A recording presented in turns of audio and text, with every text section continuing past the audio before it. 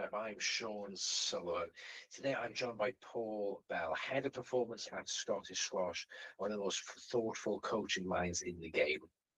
We'll get in from his journey from growing up in a family-run club to coaching from the age of 13, taking on a national role at just 28, and plus what it really takes to build players, teams, and a system that lasts. Before we get into it, a quick shout out to our sponsors making this episode possible: Oliver Squash, racket pioneer since 1938, and ACC Leisure, helping secure the future of leisure in the UK. Okay, let's get into it. This is Serving Up with Paul Bell. Hi, good evening, Paul. You well? Hi, Shaun. Yeah, I'm good, thanks. Coming towards the end of a busy week, but happy to be here with you. How are you doing? Yes, not too bad, not too bad. Well, I think both of us have been pretty busy. I mean, trying to get this in for a while, haven't we? Yeah, well, I mean, it's kind of dominoes, isn't it? You've got it planned, and then suddenly you can't do it, and then the schedule's just packed. But yeah, I'm glad we've managed to find a slot on a Friday night to do it. On a Friday night to do it, yeah. And everything that's just gone on with the BJO and the Scottish Junior Open and everything else, I imagine you've had your hands full sorting and dealing with all that as well. Yeah, kind of. So my role isn't as hands-on with the junior players, so it was more kind of overseeing what was going on. So I line manage the guy that we have in the organisation that ran the Scottish Junior Open, and Kylie, who is responsible for the pathway in the juniors. So she was there in more of a coaching role, but we're in the middle of the season, and there's a lot of tournaments happening for the senior players who I coach predominantly. So there isn't really time for a Christmas break when you've got your first event starting on the 13th of January. So managed to get like the key days off, but apart from that, we're continuing to train and do sessions. So it was between Christmas and New Year, it was a session, watching a bit of the juniors in the Scottish Junior Open, and then another session, and then maybe a bit more watching or come home. So yeah, it's always busy at this time of year and pretty much throughout the whole season, isn't it? But yeah, pretty much you don't really get a chance to breathe until end of June, July, is it? Yeah, well, usually British Open will, for most of the players, will be when they start to think about having a little break. And we do encourage them to have a break in December. So a few of the players before Christmas either went on holiday or just had a little break, so that during the time over Christmas, over New Year, before they start playing the events, they can get some either physical training or just get back to some consistent training. Because I think it's a hard slog of a season if you go from August to June without any breaks at all. But it's very easily done if you're just looking for the next event. So because we run a centralised program, which the majority of the Scottish players are all based with us in Edinburgh, we kind of plot out their season, periodise it, look for good opportunities for training blocks, look for good opportunities for breaks. I think a lot of players out there are just kind of trying to figure it out for themselves without as much support and without that bigger picture in mind. So therefore, they just go from tournament to tournament to tournament and see what happens. So we're very conscious of December will be a good opportunity for a bit of a break, and then June will be a good opportunity. So we always try and encourage everyone to start of June, finish off your events, and then you have a nice break in June, and we can get July and August there for the tough pre-season training. Oh no, that's so good. Well, before we get into the pros, let's get and talk a little bit about your journey into squash to start off with, because your entire journey is not exactly linear or exactly a common path. So how did you first get into squash as a sport? Well, my dad is the manager of Carlisle Squash Club and has been for 40 years, so longer than I've been born. So essentially, as soon as I was born, the first thing that happened at Carlisle Squash Club was the name of the shop went from Ronnie Bell Squash Shop to Ronnie Bell and Son Squash Shop, and then pretty much from day one, I was then at the squash club. And so I just grew up, me and my sister, we grew up at the squash club really, and spent a lot of time there, not just focused on squash, but socializing, hanging out with our friends, making friends, and just, yeah, there with our parents. So the Carlisle Squash Club at the moment, and it has been this for quite a while. My dad's the manager, my mum's the cleaner, and my sister is the coach. I was the coach back in the day, and that is the staff. So the whole club is run obviously with the committee, but the members of staff at the club are my family. So that's how it started. Yeah, I mean, squash. I mean, not everybody is obviously fortunate to access a squash club. What would you say is something a club, having a proper club, brings that just having it in a leisure centre doesn't? I think it's definitely the community and the opportunities that it brings. Like I still see it now when I go back. Like you just know everybody as you walk through the door, and there's friendly faces. And I think the biggest thing that I see, take away kind of the people that are really into the sport. And once you get into it, you want a variety of people to play against. You want more competition, so you will gravitate towards a club that can facilitate that, I think. Whereas people that are just getting into it maybe, or having a few hits, and they go to a leisure centre to do it, I think they will have that initial excitement and enjoyment from playing the sport.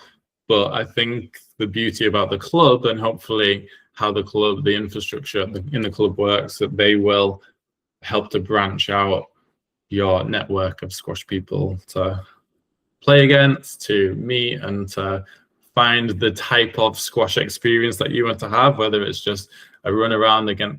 And then what Dad does is that he will link up people that want similar experiences. So the ones that are really competitive and they want really tough matches and want to go for it that way, he can facilitate them going in that direction. And the other people that maybe want to just have a game and a pint afterwards, then he'll send them off in that direction. And I think the biggest thing that really helps Carlisle Squash Club is by having the constant person there, whether it be the coach or the manager. There's a lot of people that initially come in for the gym, and then he can start to see he's been there for a long time. They start to get bored of the gym, and then he knows that killer moment that he can go in and be, fancy a game of racquetball or fancy a game of squash. And then suddenly, where most gyms, they have that high turnover, we'll maybe go to the gym for 3 months, we'll pay for the gym membership for 6 months, and then that'll be it. Whereas once that 3-month period where it gets a bit tired, you've lost that initial motivation, you've got someone there in the club that can see that and can kind of smell it, and then gets them into other activities, which is in the club, which for Carlisle Squash Club, it's just squash. It's not any other sport. So gets them into squash or gets them into racquetball, and then they retain the member. So you've already mentioned, obviously, extremely heavily involved family with the club. Obviously, with your sister being the coach now, you used to being the coach, your dad being the coach. There's obviously something there that's turned you all down that path. What is it about coaching? You know, what first interested you in going down that? So I think initially I did it to help out my dad, because when I was younger, Dad was the coach. He was the manager and the coach. He was doing everything at the club. And we had, when I was there as a youngster, there was a really big group of kids. And as soon as I was 13, he needed someone to help with 8-year-olds. So then I would do that for a little bit of pocket money. So I would 13-year-old coach 8-year-olds, and then as I got a bit older, I would go with them. And really weirdly, they just all got pretty good. The ones that I was working with, like, they got good. I was doing different things. I wasn't just copying what Dad was doing, but even as a teenager, I was looking at different ways, getting them skipping, getting them doing things. It wasn't just on court, feeding the ball. Like, there was a group of us that were all doing it at that age, and some of them just stood there looking bored, just like, you know, the old, like, I'm going to stand in the back right, feed the ball up, you try and hit a straight drive and then run around the cones and join the back of the queue. Whereas I was a lot more innovative than that right from the very beginning. The kids that I was working with got good, didn't really think anything of it, but suddenly I was coaching like 4 or 5 county champions in Cumbria. And Did your dad, was there any feedback from your dad at that point of you doing it differently to him? No, he was just happy that he wasn't having to do it in reality. So he had his kids, like, that were kind of me and my pals and the people that were a bit older than me. So he was coaching all of them, and he just kind of needed someone or some bodies to, like, help keep the pathway going, essentially. I think that's something that gets lost a lot, and I was guilty of it when I was in Carlisle too, is that you get a group of kids that are quite good and quite keen. They then take up quite a lot of your time, if not all of your time. So you get suckered into that group and really take them on a journey for 3 or 4 years, and then you've got a 3 or 4 year gap beneath them because you haven't carried on doing this new people coming in, the schools, the TOTS work, and all of that stuff that you need to keep the production line rolling, essentially. So he was happy that there was someone there meeting the needs of the young kids, bringing them on. And Dad isn't one of these coaches who is very opinionated. I don't think, well, he's not at all, actually. He does what he thinks he's right and cracks on with it. Essentially, he's got a lot of experience and knows what he can do, knows what he can offer, but is not gonna tell other people what to do. The only thing that he ever did tell me what to do was not be a squash coach. So he was always of the opinion that it was unsociable hours, it was evenings and weekends, and like that. The only piece of advice really that he gave me as I was growing up was, you don't want to be a squash coach, Paul. Well, I hope your students' listening skills are far better than yours then, because if you did listen, we wouldn't be having this conversation. Before we move on and talk about sort of your philosophy, you've already touched on doing the TOTS and keeping things going. Would you say that's one of the key lessons you learned early on for the club about keeping it going and making sure, not that it's like an assembly line, but that you haven't got, oh, we've got this group of 14-year-olds, then it's 10-year-olds, then it's 6-year-olds. I think, I mean, that is a lesson that I've learned on reflection. So I did a few different jobs. I was doing that kind of stuff for Dad when we were at the club. Really enjoyed it, liked the innovative aspect of it, trying different things, seeing the rewards for the different things that I was doing. But I did listen to Dad's advice to begin with. Like, I didn't have any intention of becoming a squash coach. I went to uni, and I went to Liverpool John Moores Uni to do sport technology. And then within the first week that I was there, I found out that John Moores didn't have a squash team, but University of Liverpool did. So I went and tried to get involved with that. And then within a few weeks, I was the coach of Liverpool University. So I had great bit of time there. Wasn't thinking anything of it, just did a few sessions. And then the uni went from being in Division 3 in books to winning Division 1 and getting promoted to the Prem of books in that kind of 3-year period. There were some good players that came all at the same time, but it was promotion to get to the top level of books, which the University of Liverpool had never done before. Didn't think anything of that either. Then graduated and decided, okay, I need to try and find a job. Had a few job interviews, didn't go very well. Applied for a lot of jobs, didn't get very many interviews. So I was working in a bar, doing a bit of coaching, doing a bit of playing, just to kind of keep some pocket money going in while I was living at home. And then probably 9 months and getting a bit demoralized with, like, I'm doing all of these applications, not getting anywhere.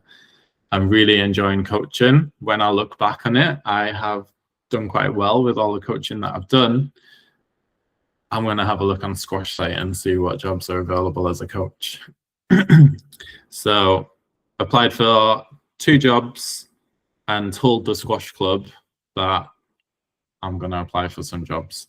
So then a couple of weeks later, got interviews for them all, had interviews with them both.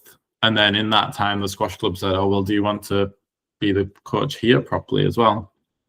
So on this very same day, I got offered 3 jobs. Right.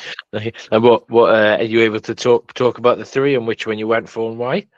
Yeah, I guess so. So I got offered a job down in Ipswich Sports Club. That's a pretty good club, pretty nice club. I went down there, got offered that, got offered Carlisle, obviously, which is what I was used to and was already kind of doing. And the one that I went for in the end was over in Galway in Ireland. And what attracted you, other than obviously the beautiful accents and the Guinness? What else attracted you to go over there? So it was this is where kind of the whole journey came together, really. So there was the easy option in Carlisle. I was living at home. There was that paying me for something that I was doing for free before, essentially. It sounded pretty good, and that could have worked out well. There was the Ipswich one, which had a good club that had a good program, and they were paying a retainer. And there was Galway in Ireland that had no retainer, a bit of a program, completely unknown to me. But they said, if you come over here, we can probably get you the gig to coach one of the Irish junior teams. So bit more potential. Yeah, so literally I could just see the growth and the opportunity there, and just went, right, I'm going to do that. So I just got in my car, got the ferry and went over there. And yeah, just kind of got to work from there, really. So yeah, I did try my hardest not to be a squash coach, but it just kept on drawing me in, and finally took the plunge and went over to Galway to give it a go, essentially. And I was 22 when I did that. Sounds like it was very much your siren calling you at sea, and you just couldn't say no. So when did you start sort of developing your coaching philosophy? Obviously, you say you got that job at 22, but you were coaching from 13. So you had 9 years of doing some form of coaching. So when did you sort of start thinking about your philosophy and what you wanted to, instill into your players? I mean, certainly not then. I didn't have a coaching philosophy then. But what I always had was kind of a creative problem-solving mind. So I would just look at what was in front of me and try and figure out like what was the best way to try and tackle this problem. And that's in life as well as just kind of squash. But from a squash point of view, I was obviously at the squash club every day for multiple hours a day, and you can't play squash that whole time. So I did a bit of playing on the Game Boy, and then when I got a bit older, playing on the computer in the office, locking myself in there. But a lot of the time, I just watched people play, like either people at the club that I liked, people that I liked watching, just anyone that was playing, really, just out of interest, to then see kind of what was good, what made them good, what they were struggling with, and kind of trying to connect the dots. And then that created a conversation that I would have after with them about like, how was the game? Because this is kind of like always what I'd seen my dad doing, just kind of, how did the game go? What was it like? Blah, blah, blah. Maybe trying to offer a little bit of advice and stuff, just those kind of corridor conversations that would either hook someone in to have a lesson or just have a chat. And I'm not a chatty person at all, or a social person, kind of, especially with strangers or people that I don't know very well. But I felt really comfortable in that environment, and people wanted to chat to me and I wanted to chat to them. So we just chat squash, and that was a common place to start to build up some comfortableness with chatting to people. So back to the question, it was just that I'd had all of this experience of watching different people at different levels, trying to figure out what was good squash, what was not good squash, and how did people become better, and experimenting through all of the lessons that I was doing at the time. And in that period, I said yes to everyone. My dad, I'll never, this statement that my dad said will never leave me, but I was charging like £5 for a 45-minute session. And I think there was one time I was complaining about the fact that I don't want to coach this person, whoever it was. And it's like, oh, you must have too much money, you. And it was just like, I was in the situation that I felt as though I can't say no to anybody. But also, by not saying no to anybody, I was coaching like the disabled kids from the local school, that I was coaching 80-year-old guys an 80-year-old guy who had one arm. I was coaching a 70-year-old guy who couldn't see out of one eye, and literally just like, and everything in between, like the 3-year-olds, the 80-year-olds, and pretty much anybody that expressed any interest in having a hit or wanting to get a session with me. And that just created different problems that I just set about trying to tackle. So I just took that mindset over to Galway. So I definitely didn't have an approach, I didn't have a philosophy, but I was just like, let's figure out what these people who are now in front of me need to try and get better. And that was how I tackled it for a long time. And it was only really when I started getting the opportunity to work with the Irish squads that I then got exposed to different coaches and spent more time with coaches. I had good coaches when I was young, because I was pretty successful as a junior player. So I had sessions with DP. I got coach. Malcolm Wilstrop was the regional coach for the North when it was the Centre of Excellence, so regional squads. So Malcolm Wilstrop was the coach. So I had like these like little experiences with different coaches, but I hadn't thought too much about it because I was young and a kid and just kind of either liked it or didn't, or just didn't want to get shouted at by Malcolm Wilstrop. So I had some I had experiences of what a squad felt like with coaches, but I didn't see the kind of thinking behind it. Why did they coach the way that they did?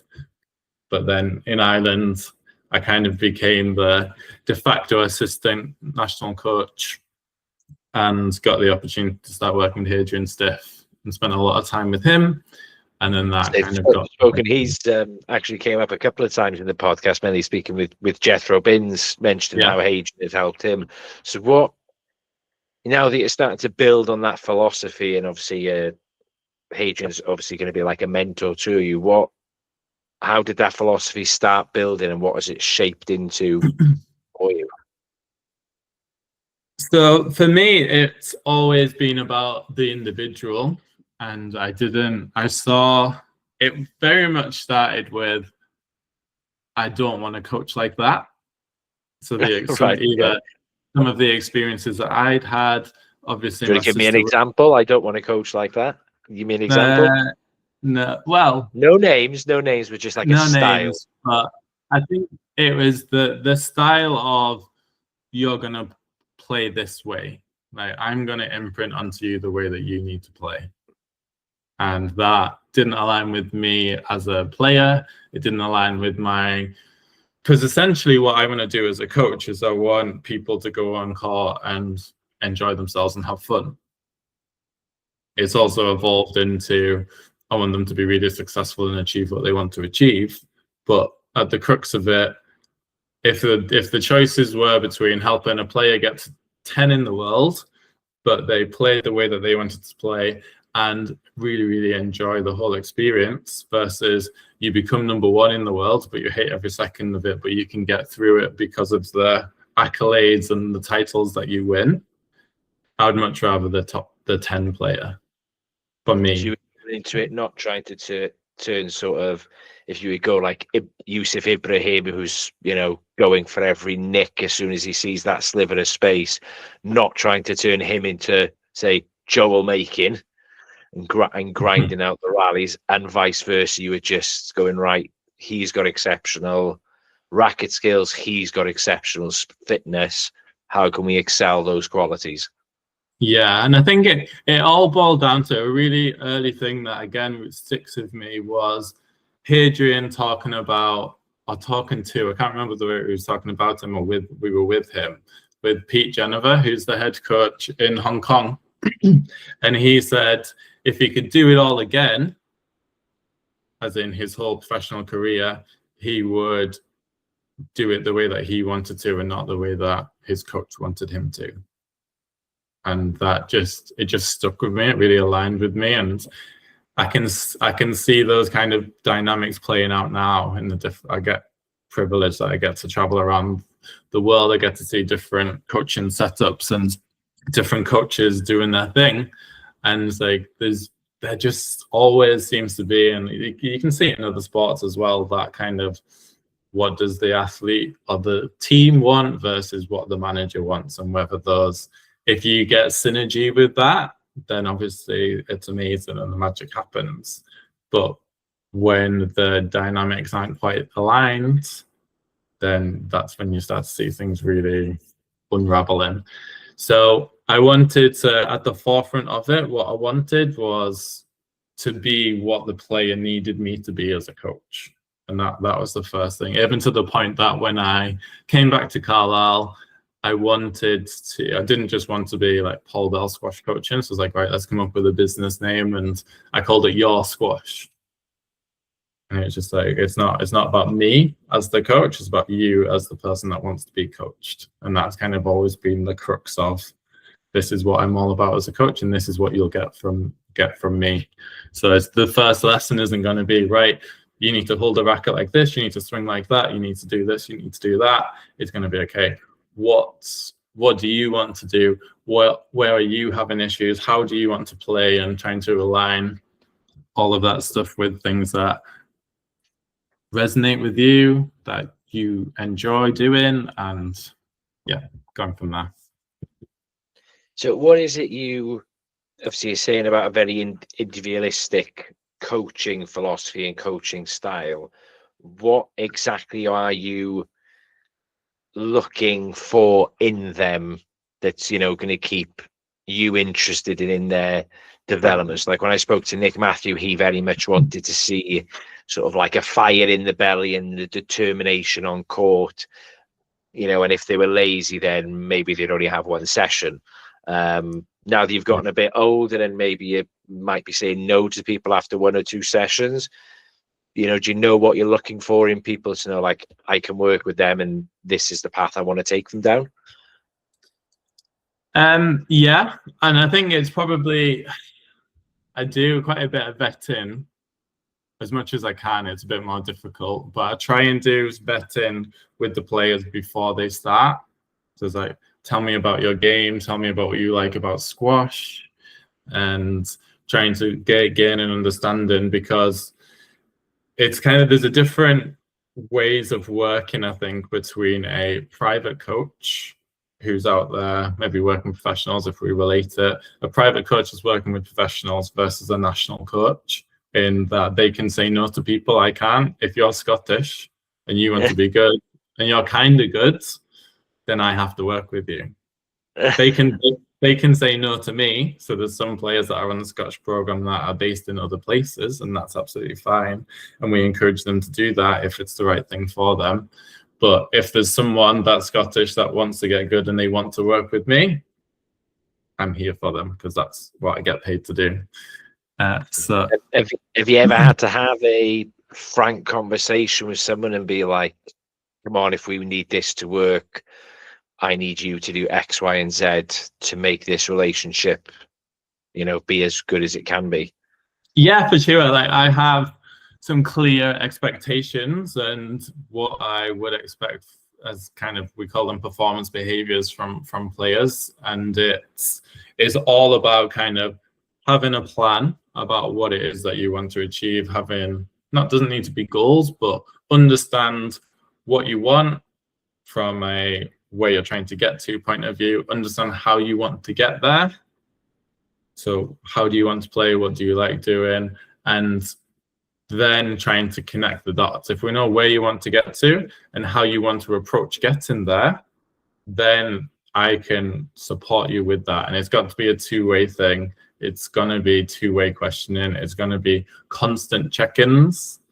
And there's going to be a set of agreements that we have. I don't work the same way with every player, but I have a plan, an agreed plan, kind of a script as to how I'm going to work with every player. And that could be like the simple explanation for that would be how I deal with players between games. So for some players, I know that they're not going to say a word, and I'm just going to go there. I'm going to tell them what I think they need to hear. They're going to sit there, and then they're going to crack on. Other players, I'm going to go and they're going to tell me what they think. And then they'll be the driver of that conversation, and I'll just add in little bits to it. Some people want 30 seconds to gather themselves, change their shirt, and then we'll have the coaching conversation that we need to have. So all of it needs to be planned, and not in a boring, meticulous way, but we need to both be on the same page of this is what we're trying to aspire to achieve, and this is the journey that we're going to go on to do it. This is how we're going to work together. And here's some expectations on both sides, because I want expectations on me from the player, and I want the player to know what my expectations of them are too. I imagine it, as you've already said, you're a national coach. You can't say no. Is there any other big differences that people maybe wouldn't have thought about with a national coach as compared to just, even a regional coach or a club coach? I think the first thing, which is an interesting one, is they don't pay. Just flat out players, this is your nationality, I'm national coach, come on down. Yeah, so they don't need to pay. And I think that changes the dynamic of the relationship a little bit. Like if you're making a conscious effort to identify a coach and say, okay, I want to be coached by you, and here's the money that I know I need to pay you to do that, kind of creates a bit of value there. And you'll probably just want to make sure that you get value for money from it, and a two-way street. So I need to put a lot of extra work into setting those expectations and creating the relationships to make sure that like people aren't taking the mick and just utilizing me in the wrong way, or just because they can. Essentially, I'm there to add value and to help them to become better, and there needs to be that real clear understanding between both parties as to what that is and how we're going to go about doing it. So I think that would be one really interesting one that kind of you just got to be aware of and work around, essentially. Sounds like an extreme double-edged sword of there's no pressure in terms of you because they're not paying you their money, but also on the flip side, because they're not paying you, they might, as you say, take the mick, take advantage of the situation and not get the best use out of the coaching that you can provide them. Well, a little bit. And like, luckily in Scotland, all the players that we have here and that I have had over the 10 years, I'd say pretty much everyone has utilized and maximized the opportunity. But there's definitely been sessions that have fallen by the wayside that have not been the best sessions. And I always wonder, would that have happened if you were then having to hand over 40 quid at the end of the session? Would you have just gone through the motions and not really put any effort in there? Like, you're not wasting my time if you're giving me 40 quid because I'm still getting paid. But in this scenario, I'm getting paid either way because I've got a salary, but I could be on with another player who's going to absolutely maximize that hour that you have. You've just taken that time away from somebody else, and what have you got from it? And so there's been a few things like that. There's also been an expectation of, do they like just I'm there for them, and how it plays out really weirdly, but it's more just that I think there's a process that you go through when you're selecting a coach and paying a coach that then kind of builds that confidence and buy-in. I think I need to work a lot harder to build the relationships to get the buy-in from the athletes that I work with, because it's just there and it's expected. And so certainly once you get to a certain level in Scotland or in any country, then like the expectation is that you've then got access to the national coach. And like initially it's like, this is brilliant, I've been looking up to this person or whatever for all my junior career, and you get so much out of them, but then it becomes stale potentially, or it's just a given after a few years. And but also because it's free, there's a lot of squash players that will be struggling for money, so there might be times that it's not the best fit or it's not the best thing for them at the moment that they are in their career, but the other option is to go and pay someone money to give them coaching. So it's like, oh well, so you've got to constantly be on it to challenge each other to say, okay, is this right? Are we getting the most from this? What are we trying to achieve here? And just like keep on going with it. And yeah, I think it's the work that goes on behind, and the expectation bit that you talked about before is a really interesting one too, because if you were being paid money, there'd be by the player, there'd be that expectation that, okay, we're going to get to this point, so that gets taken away a little bit, because just you are going to coach me because you're the national coach. But then there's expectation of what you're going to do with that player from an external source, so the board, the CEO or whatever, and Sports Scotland, because there's targets associated with the program money that we get. My job is to make a top 20 player. So I'm looking at you being like, so I haven't been told that I've got to make you a top 20 player. Do you want to be a top 20 player? And they're like, I don't think I'll achieve that. I'm just like, well, they've told me that I've got to make you a top 20 player. So. Yeah. I mean, that's very much a long-term project, and as you've already said, you've been there for 10 years, got the job for a national coach in squash very young. You're only 28 when you got the job. How steep was that learning curve for you with those targets in mind as well? It was really steep, but I'd been assistant national coach working with Hadrian in Ireland for 5 years, 6 years. I then did a year of working for England Squash as a high performance coach. Well, it wasn't quite a year. I was doing a year's maternity cover for Tanya. And 6 months into it was when the opportunity to go to Scotland came about. But I applied to be the assistant national coach in Scotland. I applied to be the national coach in Scotland first time around when they didn't appoint anyone. So I was like, that was my obvious next step. Right away from when I started coaching, I manifested where I was going to go. And like really weirdly, it was Scotland national coach, because the key thing that I wanted, and it kind of contradicts everything that I've just talked about there, but I still really feel it's important, is I loved helping people to get better. I could see that I could really make a difference to the players that I was working with. But what I wanted was to take the shackles off of needing to be paid for every minute that I was doing with a player. And I thought, the perfect job for me would be to be kind of working in a national program, getting a salary to be a coach. Because then if someone needed 5 lessons a week, I would just give them 5 lessons a week.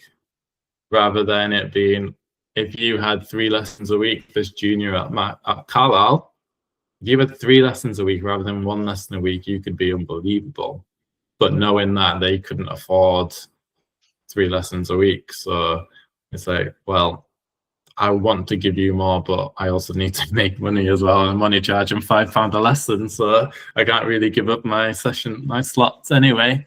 So that was my goal for what I wanted to achieve from a coaching point of view. Was primarily I want to be able to coach people without the financial burden surrounding it. So someone can give me a salary, I'll coach you as much as you need to get as good as you can. And like that's kind of where it all started. So then it was just the perfect opportunity. Like I was looking for that. I knew that was the next step that I wanted to take. So even though I was young, I just wanted to get stuck in, and I definitely benefited from I didn't know what I didn't know. Yeah. And I got chucked in, like there wasn't anyone. So they were applying.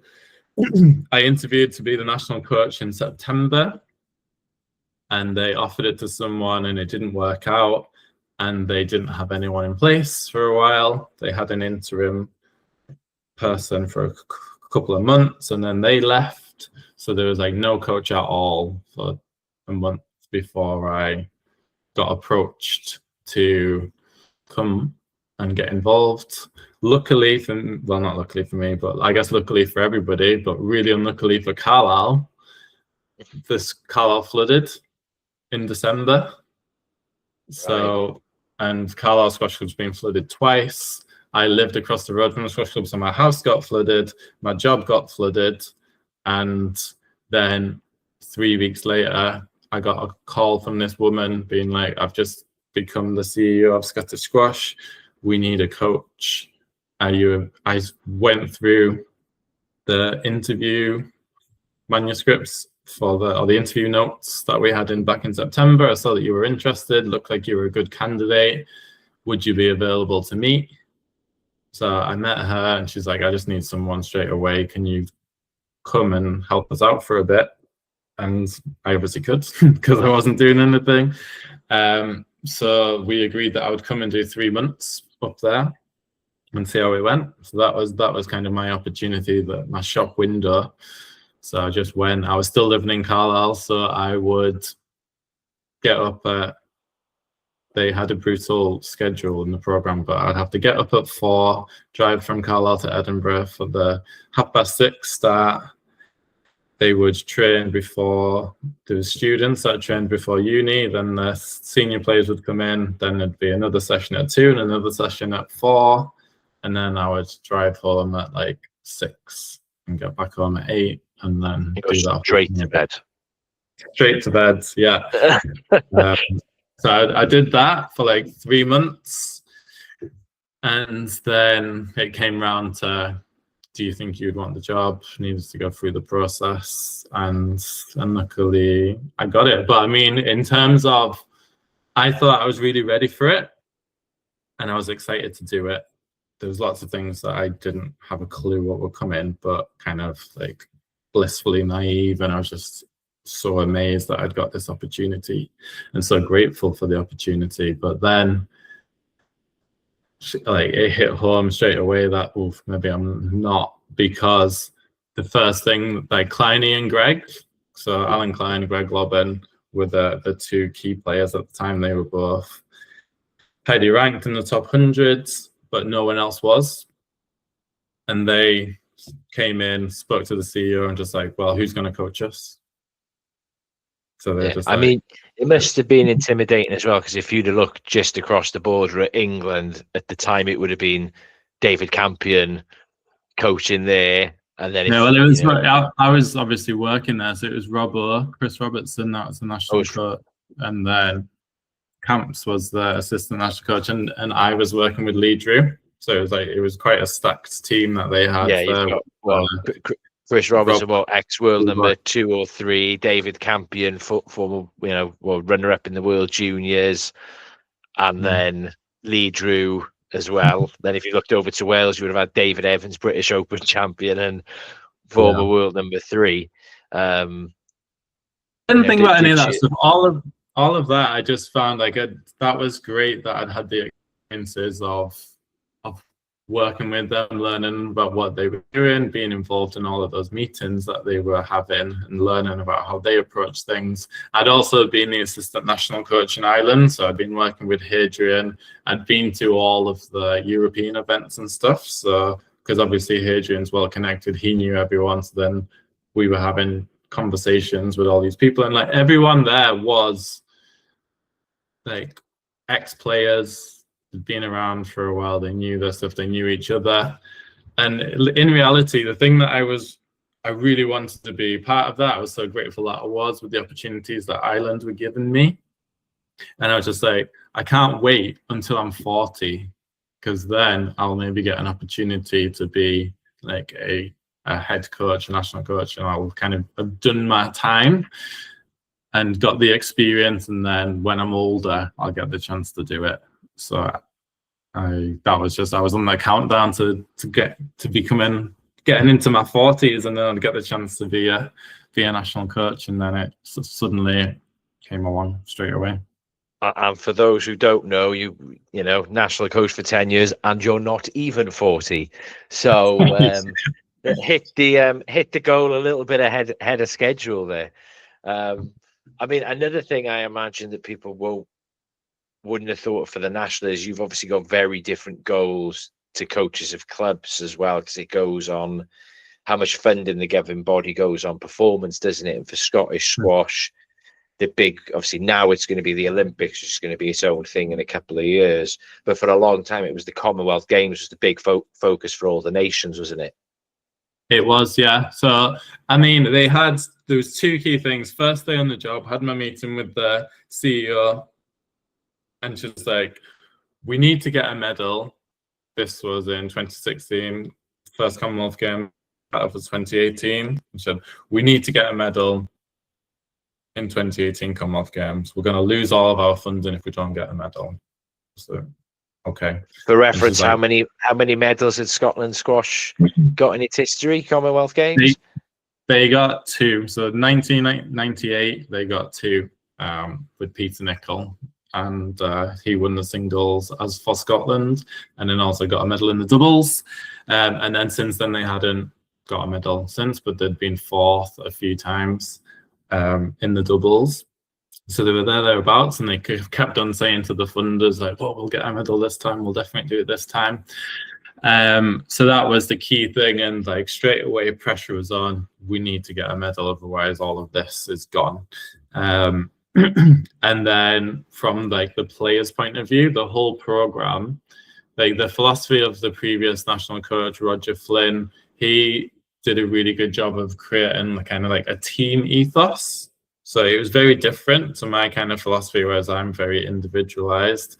His whole approach was, we're a team, we're training together, we've got this centralized program, and our priority as a program is to compete and do well as a team, which obviously I want to do too. But I think the way that I work and I think is, because even though they're a team, it's one-on-one individual battle to get a point for your team. So I'm like, if we get everyone to be better as individuals, then collectively the team will be more successful.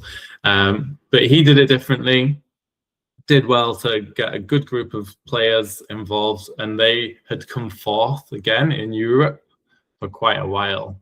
So they were just battling top four, which was an amazing achievement because they were really low when he would have taken over. So he built up this group and got them into the top 4 of Europe. But there was this elusive thing with all of the players, like, oh, we just want to get a medal at the Euros. So that was coming from the players. We had the expectation of a Commonwealth Games medal from Sport Scotland and from the CEO and the board of Scottish Squash. So that was what I started with. And you did get that medal in Birmingham. We got that medal in Birmingham, yeah, eventually. So 2018 was the first one that we did, and we came 4th again.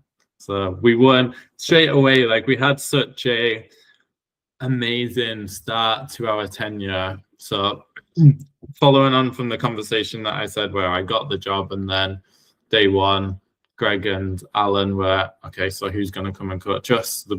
We ended up bringing in a elite performance coach, which was Martin Heath.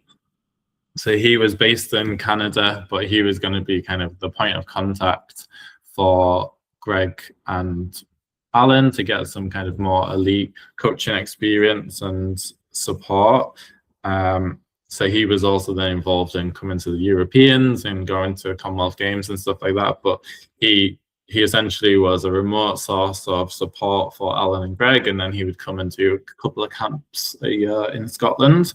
So that was like, even though it was kind of a bit of a like ego hit to me when I first took the job, like in the long run, like Martin's a great guy, really knowledgeable at squash, and I learned so much from him. So it's like, I've got Hadrian, now I've got Martin Heath, who's like really good squash minds, both of them. They are open, like we built up really good relationships, and I learned so much from Martin. So that was a real positive thing that happened, even if after the initial like way it came about wasn't necessarily how I would have liked it. Then, but from that, in that first little period, we went to the Europeans and got bronze medal, came third straight away. So that was within like 2 months. Got the Europeans medal, ticked that box, and then we went to the World Doubles Champs in Australia and won the World Doubles. So it's like, okay, we've got the medal for the Euros, we've got the medal, and showed that we can compete really well for doubles. The year after that, we came second in the World Doubles. So just like, right, we're a year out from the games, we've got 2 doubles medals. Like, this is on the cards now. Who was it that got both those medals for you, the gold and the silver? It was Alan and Greg. So Alan and Greg, yeah, they played together in the men's doubles, and yeah, they were a great partnership. They really both really good doubles players, and they did really well. So they did that. So we were going into Gold Coast thinking, right, we're in here. I think we were number 2 seeds, and everything was looking great. And long story short, came 4th. So again, like it just like took came up against a really good Aussie pair that won it. They got gold.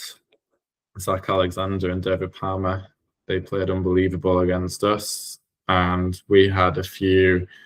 And then it was kind of back into that scenario of another 3-4 playoff. Surely we can't come 4th again. And you could just see, like, that was my experience, and I learned so much from this, but it was horrible at the time. Like, probably my best, I was like, so Commonwealth Games, I cannot believe this is happening. I'm 30 years old. Commonwealth Games as a coach, this is unbelievable, but it was probably the hardest 2 weeks of my life as a coach. And you could just see, as soon as that result happened, they're in a 3-4 playoff, and you could just, it was just one of those things like you can see it slipping away, but there's nothing you can do to grab hold of it. All right. At the time, with the experience that I had, I couldn't do anything about it, and Martin couldn't do anything about it either. And it was just horrible to watch the same thing unfold. And they ended up losing that, came 4th, and I learned so much from it. But, so what was the main things that you learned from it then? Well, the things that I learned from it, I took into the Birmingham one. So 4 years later, I couldn't wait for Birmingham to come around, because I did loads of like reflection. I got mentors. I got different support mechanisms. We kind of did a deep dive review of everything that happened. And I pretty much spent 4 years trying to set myself up for, how am I going to deal with that situation again? Like, how can I be better in between games? How can I set the players up and the team up to be able to be resilient enough to come back from a defeat like that? And essentially, it was just having the relationship with the players, a better relationship with the players, developing the understanding of how are you going to react in these different situations, and let's talk about it. Like, the Scots aren't, certainly then, maybe hopefully a little bit better now, but not naturally that open about how they're feeling, what's going on. If they've had a bad result, it was just, I played terrible, leave me alone, tomorrow will be better, rather than like really dissecting it. So that's something that I've really bring into my approach with the players moving forward. So like, why did that happen? Like, these things don't just happen by accident. What happened? What can we do next time to be better? How can we better prepare? So I'm going off on a lot of tangents here, but no, it's passionate. I mean, so what? Obviously, you've talked about resilience and learning from the lessons past, because yeah. You So know, you got that essentially- in Birmingham. It was a bronze as well, wasn't it? Yeah, it was. We were in the same situation, but essentially setting ourselves up for bronze in Birmingham. It was, okay, what do I need to bring to the table in those difficult situations? I need to be calm. I need to be composed. I need to be able to speak clearly, ask tough conversations. So how can I set myself up to do that?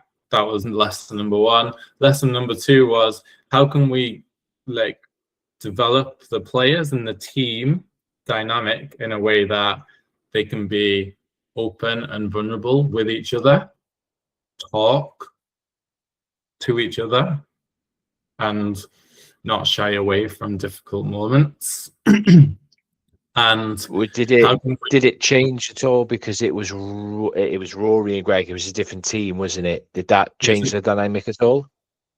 Well, that was the biggest, hardest decision that we had to make.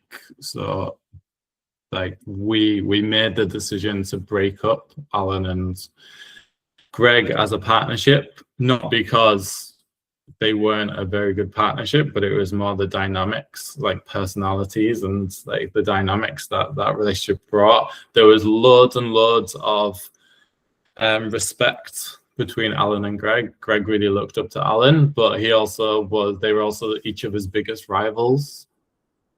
And there was that whole, we're a team, but we're also, once we go away from this, we're in competition with each other. Like, their rankings were very close together.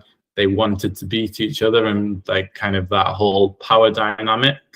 Like, Alan was the more experienced, but Greg was up and coming and wanted to be the leader as a personality. He kind of wants to be in control, and you just couldn't really see how they blended together as a team, despite the fact that they were both unbelievable squash players, unbelievable doubles players.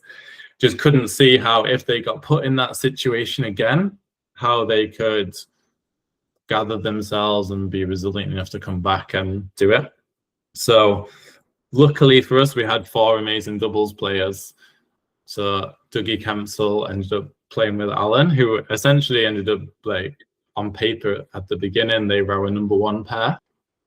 They were both unbelievable players. And then there was Greg and Rory, Rory was really inexperienced with doubles, but we knew he had the skill set to be good at it. And the personalities worked well. There was a very clear leader within both of the teams, and there was a lot of respect there, but there was also a lot of openness. So we did a lot of work on building the relationships, putting them in difficult situations where they had to be vulnerable with each other. I think vulnerability is a huge thing. And creating the right dynamic so that if we did end up in the same situation again, which we did, we could spend 24 hours preparing for it and all being open with each other as to how we were going to deal with it and tackle the situation that we were in, rather than what happened in Gold Coast, which was spend 24 hours sulk and then expect to go on and win the next match. So not because of anyone else, that was just because that wasn't anyone's fault in Gold Coast. It was, we just didn't have the leadership in place to be able to go in and sort out the dynamics and where each other were at.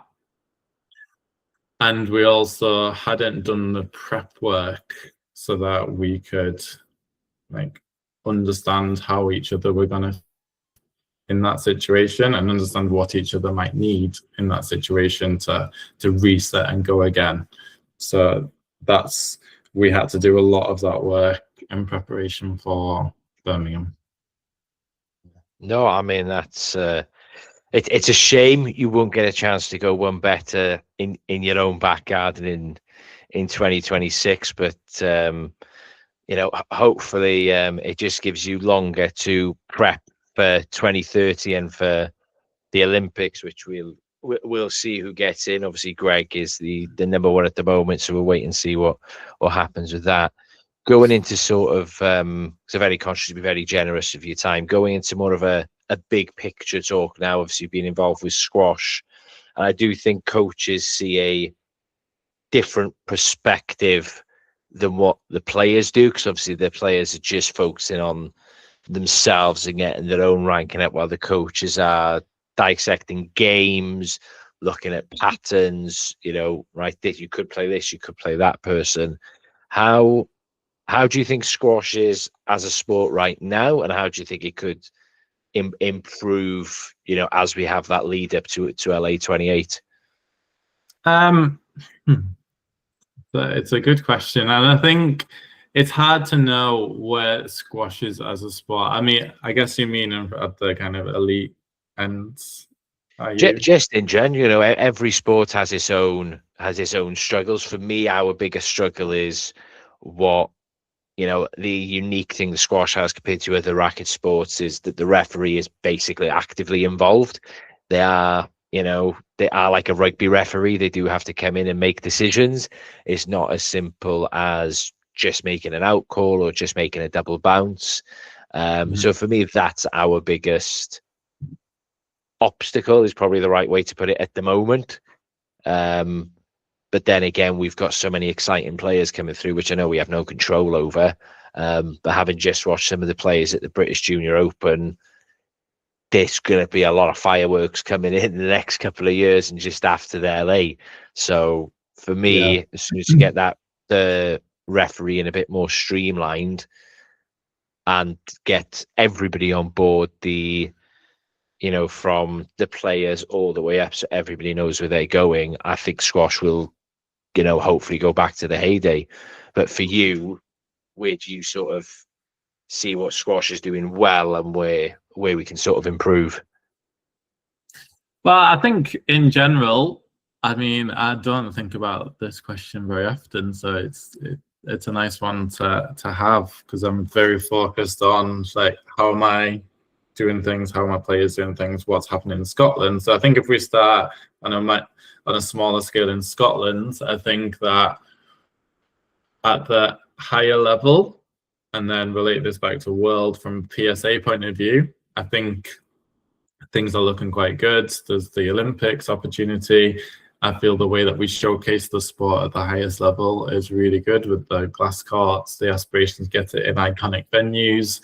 There's a lot more money. There's a lot more opportunities there for the players that have it. You can see how the top players are going about their business. Like, most of them now travel with coaches. Most of them have maybe got a team around them when they're up there. They've certainly got a team in place back at home. And there's definitely a lot more professionalism in the sport, and there's not that noticeable, the difference between like the tennises and all that sort of stuff and the lowly life of a squash player. I feel like that has been elevated.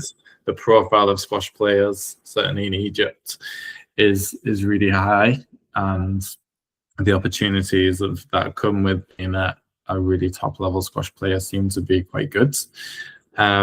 I worry about the players that are trying to make a living out of the sport, but they're stuck in the kind of below 100 in the world. Like, that's really tough for them. There isn't a huge amount of events on offer for them. That seems to have improved this season, but certainly last season it was a real struggle. It's so good that there's a lot of clubs out there that are putting on satellite events and things like that, and the more clubs that can do that, the better. And it would be so gratefully achieved. All the players would be so grateful to any club that can put it on. And I think it then comes down to, how do we bolster the sport at the local and club level to promote it and to showcase how good it is, and to utilize the content creation that I guess the PSA and the top of the sport produces to then have an impact at the grassroots level, because that's what I see I see the things that are in control with the government money and the money that Scottish Squash have. Like, we can control how that's spent. It's ring fenced to be spent in this way, and we have that money and we can go and spend it, and we can provide a really good experience and good opportunities for the players that fall into that category. If you're outside of that category, it feels really difficult to influence what's happening. And it generally comes down to a club that's got a good structure in place with a manager, a coach, and a few people that are there that can then do a good job of what they're trying to achieve with their club and get some players through the door and entice new people in. But there's also a lot of clubs that aren't set up very well, or they're either just relying upon one volunteer that might do a good job for a small period of time, but then they get if it's that whatever their motives for doing it are suddenly fade a little bit, and then that club is then back to square one where there's nothing going on and there's nothing to drag people in. Well, so that I mean, it's not even if they get pulled away, like you say, volunteer, job changes, family life changes. I know my old coach who did it for God knows how many years. COVID came. During COVID, his parents and his wife's parents' health declined, and it was that 2 years off because of COVID. Getting nearer my 60s, do I really want to get back into it? And then that particular club hasn't really resurrected itself yet. So like you say, it's run on one volunteer, and life gets in the way. And I think like the club committees, a lot of them, like there's a lot of great people that get involved with clubs around the country and around the world, but everyone's going to take those kind of voluntary positions up for like a selfish reason, probably. Like they are, but it's not selfish, that's the wrong word, but just like for a reason that resonates with them. So some people will just be like, I want to do it because I want to see some kids at the club, or I want to do it because I think the teams can do really well, or like whatever their motivation is, they'll then stick to that. There seems to be a lack of the holistic thinking within a lot of clubs to say, well, we want to have juniors, we want to have really good players, we want to have women, we want to have underrepresented groups, we want to have a whole host and a full spectrum of different people that experience squash. What does our membership currently look like? Where are our gaps? How do we get these people in? And then once you've got a good spread, also thinking, how do we get more people in? So it's not just about, okay, well, let's keep the place ticking over. Like, how are we growing it? How are we getting things going? And there's some really good examples out there of clubs that are doing it, but most of them are set up in a similar way, and you can see success leaves clues, doesn't it? And you can see why the clubs that are growing and being successful are doing that. But then there's also so many clubs out there that are struggling, and they're just helpless, and they don't have the infrastructure in place to try and do anything about it. And the go-to question is, well, how is the national governing body helping us? Like, so how is Scottish Squash, what's Scottish Squash going to do about this club that are closing? Just like, well, we're 8 people in an office that have already got rules assigned to us, and we've got specific things that we're doing. So like, we can't just drop all of those things and come and save this club. Like, the clubs need to save themselves if they're needing saved. And that is the thing that I struggle with, seeing less and less kids come into the pathway. We're seeing less and less play overall in the sport, I think. I mean, it's always hard to we don't know the numbers for that, so it's hard to know, but I feel that way. But there's some clubs that I think are doing great, and if the clubs can all learn from each other and try and get simple things in place, then that will hopefully make the sport a healthy one that's going to continue to grow and hopefully flourish in the future, versus just kind of ticking along, and then eventually most of the players, if they're a bit older, they stop, and there's nothing. That kind of production line, like I talked about right at the very beginning, like that needs to be at the forefront of our minds, I feel. Whereas don't really want to get bogged down by how's the refereeing at like PSA level stuff. Like that's like, it is important and it's a talking point, and it might not be as good as it could be, but like I would like to start to see the conversations go more along kind of what's the state of the sport in different areas. But I guess like the refereeing could be better, I'm sure. And but WSO are a good organization that are trying their hardest, and they are doing really good stuff in certain areas, and I'm sure that will translate at certain points. And that's kind of what you want to look for. Like, yeah, exactly. Yeah, it's a long-term thing. It's not something you can snap your fingers at and magically it's fixed. It's a subjective sport where everybody's got a different opinion. Nobody's ever going to be fully happy. But there it goes. I mean, going back to Scottish squash, for me, obviously, I'm very involved with the junior scene, so I see very much the exciting juniors that you guys have got coming up, like Archie Turnbull, Murdo McKenzie, Thomas Myers, Zach Patton on the boys' side, and on the girls, you've got your little sisters, Ella Bannister. You've got the Valentine sisters as well, doing extremely well. How much involvement have you had with sort of, I imagine the older ones, you might start getting a little bit of involvement now as they're looking to break into the team. Is there any ones that really excite you moving forward and pushing to that 2030 Commonwealth? Yeah, we have had, and we do have some really, really good juniors that are coming through that have been successful. I think it's great that some of the successes that they've had. I think our measuring stick for how well our juniors are doing is how are they getting on the British champs and stuff like that. And with like Georgia obviously started the trend, she won a few British titles, and then suddenly it was like Thomas won, and then Sophie won, and like we're getting more and more. We're measuring it by how many top 8s are we getting, how many top 16s are we getting, and we're seeing that number go up and up and up, which is great. I don't know whether that's a reflection upon what we're doing or what the other British can do. I mean, I think it's a bit of everything, isn't it? You know, they will be seeing people like, you know, before Georgia, Lisa Aitken, you know, getting up to 21 in the world. Obviously, Greg's been top 20 for. I mean, I always get mystified by how old he is because I feel like he's been in the top 20 for 20 years, but I know he's not that old. I think he's only like a year older than me. But, you know, he feels like he's always been there. And I think the kids are now seeing that and, you know, starting to pick up and believe that they can do it as well. You know, I think that's certainly like part of what we try and do in Scotland. Like we have our centralized program. We try as much as we can to make the senior players accessible, so they're role models to the pathway players, but they also see them, like they see them train, they know them, they're around. So whenever we do squads, we try and make sure that the senior players are around.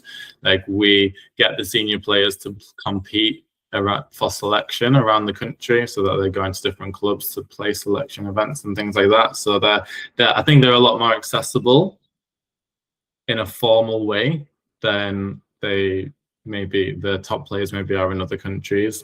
But we also we're such a small team that we work with them in a similar way too. So I have my approach of how I work with the players and develop the players. Kylie is part of that, who's our kind of junior national coach essentially. She supports and works with me with the senior players, and then takes all of that down to then work with the juniors as well. So they have their long-term plans, their aspirations, their goals, and where are they, their player profiles, which is what we have for all of the players. We break the game down and then we give them a score against the different areas of the game. So then they've got clarity around, okay, what are my strong areas, what are my weak areas? But our biggest thing that we do is like for me, where a lot of governing bodies put a lot of money and resource into running squads, which is maybe like 20 days a year, and they're putting thousands of pounds into running squads. And we run squads, don't get me wrong.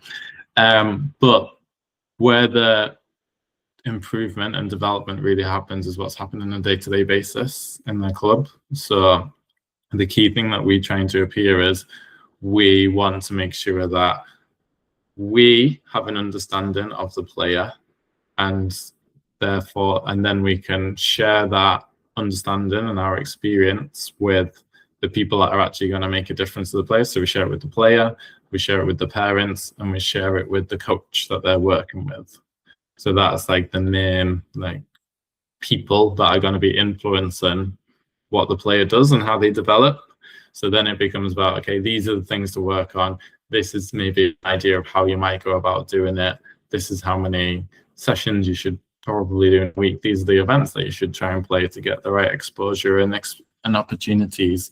So we try to be really hands-on, but in a hands-off way, if that makes sense. We're not just grabbing the good kids and saying, right, come on, I'll give you a session. Yeah. But we are trying to influence what they're doing on a day-to-day basis. And that then means that our method to developing players is around, okay, how do we gain a better understanding of the junior player? How can we influence the coaches that they're working with? So we have a completely separate coach development program that we run. And the way to access that is you need to be the individual coach of a player who's on our player pathway. And then we also are trying our best to inform and educate parents to understand. And then all of our communication that we goes out goes to everyone. So we're hopefully trying to facilitate conversations between them,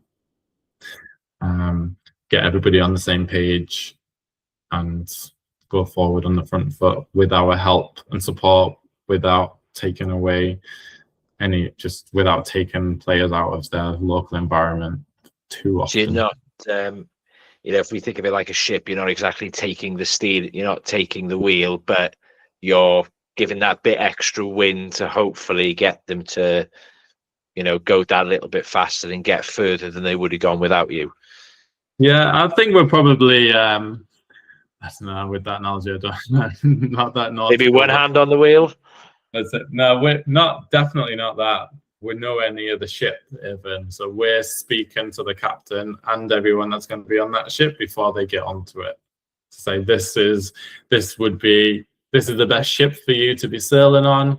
This is the best route to take. This is the destination that you want to be trying to go to. Are we all in agreement with that? Yes. Okay. I do understand that this is the right approach. And do you understand the different steps to it? Yeah. And then we'll maybe check in with them. We'll maybe get a speedboat and come alongside them halfway through that journey and say, how are you getting on? And then, for some players that might need extra support, we'll be in this ship next to them, sailing alongside them, just shouting over, checking that they're okay. Or for some that feel as though they're in a really good place, we'll just wave them off from the shore and see them at the destination. No, I think that's... I've never done that analogy before, but it seems to work, right? Yeah, very beautifully built upon. So to sort of finish off, obviously, you're only 38. You could be in the job for... another multiple generations. You've already overseen one generation. What sort of legacy are you hoping to, in 30, 20 years time, what sort of legacy are you hoping to be able to have left on the Highlands of Scottish Squash? It's funny, I listen to a lot of podcasts and I hear a lot of people get asked this question. And I really feel as though, certainly in jobs like ours, in mine, it's really difficult and it's probably not that helpful to think about your legacy, because there's going to be someone that comes in after you to do your job, whether that's forced, because you've been forced out, because you've voluntarily left. But there'll be someone that comes in and they will have their own views, their own philosophy, and their own ways of doing things. I came in after Roger, who'd been there for 12 years or something like that. He'd embedded a really strong program, spent a lot of time and effort putting things in place. I came in and was just like, that's not how I want to work, and we'll start again. And like that was within my right to do that, not because there was anything wrong with how he was running things, but it just didn't align with the way that I wanted to work and coach. And by getting a job, I was in the privileged position of being able to stamp my authority onto it. And I look at football a lot, watch a lot of football, and that thing happens every time. As soon as a new manager comes in, everything changes. And obviously they're trying to get away from that with new structures and things like that, so that the whole formation and everything that goes alongside a manager doesn't fall flat as they leave. But I think in squash, the national coach, the position that I've got as kind of head of performance at Scottish Squash, like I'm kind of in control and have influence over a lot of areas of the organization. So it's kind of being molded by me, and I'm pretty confident that whoever comes in after me will want to do things their way and probably want to do things differently. So if I was too precious about my legacy on Scottish Squash, then I think I'd be disappointed. Now, what I do want and what I hope is that I can have, like, make good friends, have good relationships with people, and just enjoy my time and have enriched the lives and provided a really good squash experience to anyone that I've had the privilege to work with. So I don't expect to be best buddies with people that I've coached, because it's a weird dynamic. I'm your coach, I spend a lot of time with you, but I'm also probably having challenging, tough conversations with you a lot. I'm also the master of your destiny, deciding whether you get picked for a team that you really want to be on, or whether you get to go to the Commonwealth Games, which has been your lifelong ambition. So, like, there's going to be, and at the end of the day, I'm probably going to be the person that decides whether your squash career is over or not. And at some point, well, it doesn't need to be over, but your relationship with Scottish squash will probably be gone or not. So it's going to be really difficult to go off like everyone happy, because people one more year, and I'm thinking, well, yes, I want to give you one more year, but I've also got this amazing young prospect that we need to give resource to. So like there's all sorts of different dynamics that go on with the position that I have in the organization. So essentially, I don't really want to fall out with people. I want to be able to look back on the time that we've spent together and feel as though we had a good time and we helped each other through the time that we spent and the journey that we went on together. And yeah, I'll be happy with that at the end of it, really. Yeah. But well, here's to hopefully another 10 plus years of you enriching the lives and careers of Scottish players moving forward then. Yeah, let's hope so. Let's hope so. Well, thank you very much for your time, Paul, and we'll catch up and speak again another time. Yeah, absolutely. And thanks for the opportunity, Shaun, and keep doing your good work. I listen to a lot of podcasts, and it's been nice to listen to some other racket sports as well. I've obviously I've listened to a few. I listened to Marcus Ellis's one the other day, and we got a tedious thing. He's now living in Carlisle, training at Carlisle Squash Club, and you're doing a great job. So keep it going. Oh, thank you very much. Well, you never know. If he's up in Carlisle, maybe we can get his son to try squash instead of. Granted, he's not walking yet, but got to try and get him. He'll have good hand-eye coordination, and Lauren played a bit of squash, and her dad was a big squash player. So they'll be it'll be up to Ronnie Bell to work his magic and say, don't go to the badminton court, get on the squash. Oh, well, yeah, thank you very much for your time, Paul, and I'll speak to you soon. Thanks, Shaun.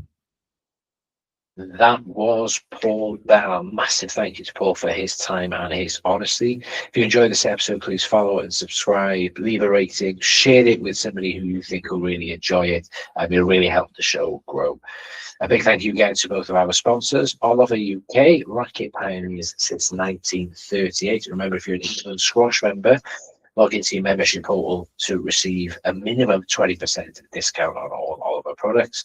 and of course the ACC Leisure, who are helping secure the future of leisure in the UK. If you have any flooring needs whatsoever, whether that's a hall for your pickleball, a paddle court, or a squash court, please reach out to them and they'd be more than happy to help. I'm Shaun Sullivan. This has been Serving Him, and next week we bring you a recent honoree on the New Year's Honours list in Sarah Jane Perry. Until then, take care.